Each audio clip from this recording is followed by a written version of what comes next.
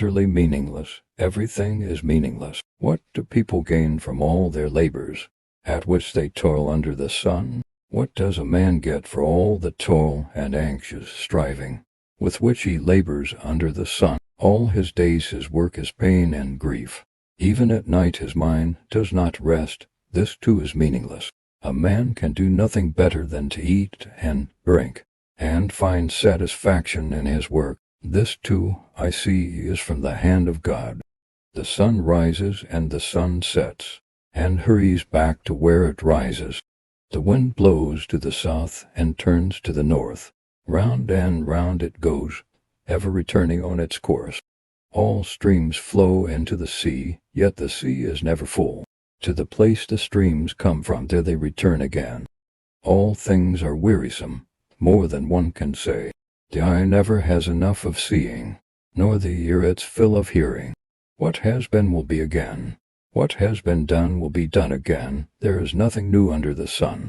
Is there anything of which one can say, "Look, this is something new"? It was here already, long ago. It was here before our time.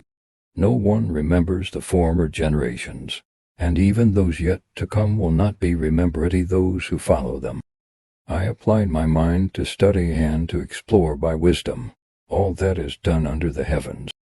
What a heavy burden God has laid on mankind. I have seen all the things that are done under the sun. All of them are meaningless, a chasing after the wind. What is crooked cannot be straightened. What is lacking cannot be counted. I said to myself, "Look, I have increased in wisdom more than anyone who has ruled over Jerusalem before me. I have experienced much of wisdom and knowledge." Then I applied myself to the understanding of wisdom, and also of madness and folly. But I learned that this, too, is a chasing after the wind, for with much wisdom comes much sorrow, the more knowledge, the more grief.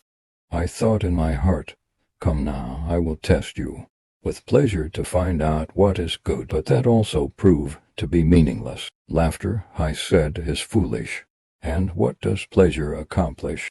I tried cheering myself with wine, and embracing folly, my mind still guiding me with wisdom. I wanted to see what was worthwhile for men to do under heaven during the few days of their lives.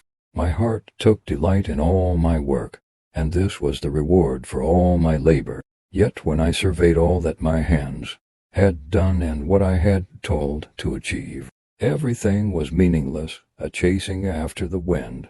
Nothing was gained under the sun. Then I thought in my heart, "The fate of the fool will overtake me also." "What then do I gain by being wise?" I said in my heart.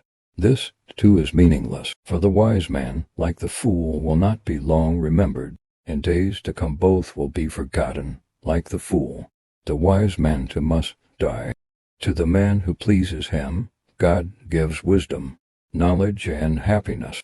But to the sinner he gives the task of gathering and storing up wealth, to hand it over to the one who pleases God. This too is meaningless, a chasing after the wind.